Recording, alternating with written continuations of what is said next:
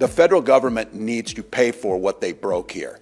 There are going to be accountability on things that happen, but one of the things is the incredible and immense costs that were borne by the people of this state. The federal government needs to be responsible.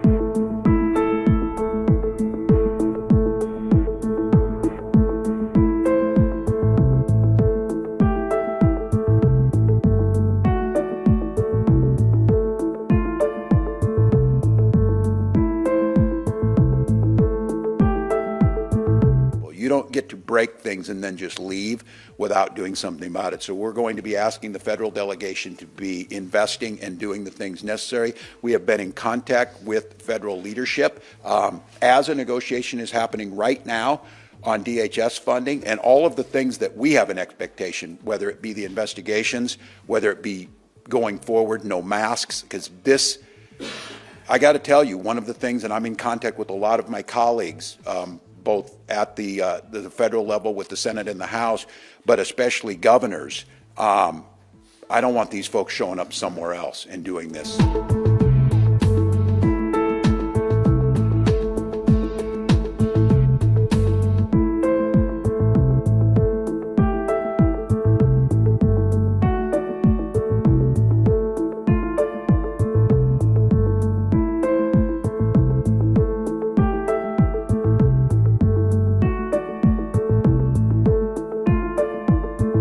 Mr. Homan said this week and early next week, I talked to Mr. Homan after his press conference, and he assured me that they are going, all the surge is going, and they're going immediately. So as soon as they can pack their stuff, book a plane, move on, I would volunteer. We will help you get to the airport. We will clear the roads to get you to the airport. I will come over and pack your damn bags if that's what it takes.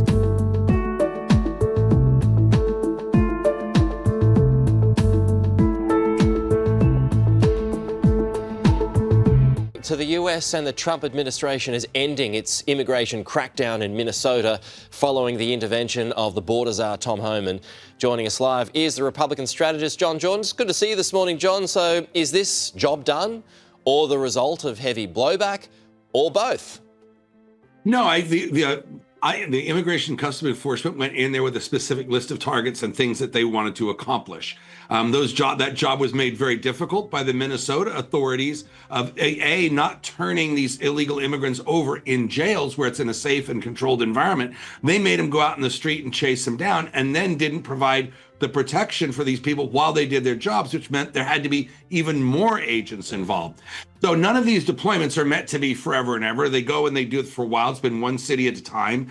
Agents will remain there because immigration enforcement never stops. It's not a climb down. It's just this operation stops. And to prosecute the fraud and a lot of the agitators that committed federal crimes during the obstruction of ICE's operations. Yeah, I mean, there has been those well-noted deaths that had took place that we've discussed multiple times. But in hindsight, do you think it was successful? Yeah, I mean, anytime you can remove criminal illegal aliens from the streets, that's success. That is success. Are there more out there? Yeah, I think this is a battle that's always fought and always has to be done, but is never truly completed. They will move on to other jurisdictions and other cities now, especially in purple and more red states where local authorities actually help them and actually turn over the illegal aliens while they're in jail. So it doesn't require such an enormous footprint. The Minnesota authorities, they wanted a big show. They wanted a big, to make something huge out of it politically, partially to divert attention from the massive fraud that's happened in Minnesota. Yeah. But now temperatures are going to come down and the focus will return to that. And that continues today, too, by the way. The story, reactions to that in Washington, that massive fraud that you're talking about. There's also, I mean, you've got the midterms later on this year too, right? So, I mean, you've got particularly Democrat states that are going to be pushing back against Trump and ICE, etc., for their own political purposes. Well, it's not so many states as it is politicians across the country. You have, even CNN did a study today, and talked about this today, and they're no friend of the president, is how the far left has hijacked the Democrat Party. And that is a big part of the Democrat activist base, where the money, the volunteers, and the energy is. So you see a lot of Democrat politicians kind of being controlled and pushed by that far fringe element in the Democrat Party to say and do some things which may hurt Democrats in November. Where do you think this program heads next? I mean, you just sort of hinted that earlier. Where does it head next?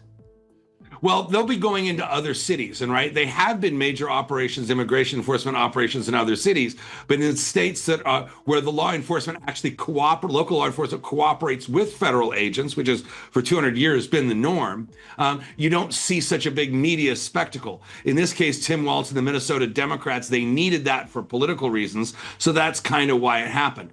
Now, on an ongoing basis, there will be focused, targeted big operations, but there will still be ICE operations in Minneapolis. There's still an ICE office there. It will still happen. It will happen in a more low key way, especially since Tim Walz, the governor of Minnesota, and Ellison, the attorney general, there did capitulate to the Trump administration in saying that they would turn over criminal illegal aliens inside the jails, which is far safer for everybody. Less manpower. It's in a controlled environment, and it's safer for the public. How do you see the midterms going, John, at this stage? Well, I'll tell you what, I come on here, obviously I'm a Republican strategist, but I try to call it right down the middle. So I will wager this, that what is going to decide the midterms is two things. The economy and how well that performs, although the signs for Republicans are promising in that, but it needs to get a lot better, and it will in 9 months. The next thing, there'll be some event. There'll be some black swan thing that happens between now and November that we don't know about yet that is really going to shape it. The one thing we've learned in American politics in the last 10 years is that it's really difficult to prognosticate 8 or 9 months out. So it's the economy is going to be the background, and there'll be something else that happens between now and then that's really going to determine it. But we'll look back on February and November and realize that now we really didn't understand the battlefield in which the midterm elections will be fought. Usually, at the end of a second term, if things don't go well in the midterms, you're getting into lame duck territory. That would usually apply, but Donald Trump, as we know, is a different political animal. Will it apply to him?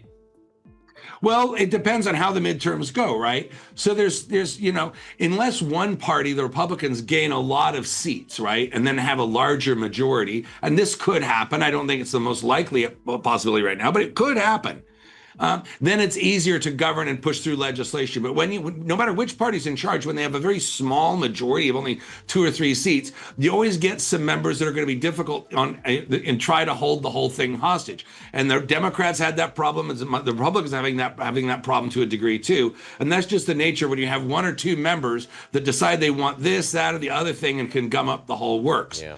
In any event, no matter what happens in the midterms, President Trump will almost certainly retain control of the Senate. That means he can confirm his nominees and will still have the enormous power of the executive branch, regardless of who controls the House of Representatives. But it's a long 9 months, and it's going to be fun to see, interesting to see how this all turns out and how current intervening events affect the midterms. That's good stuff. As always, John Jordan, thank you so much.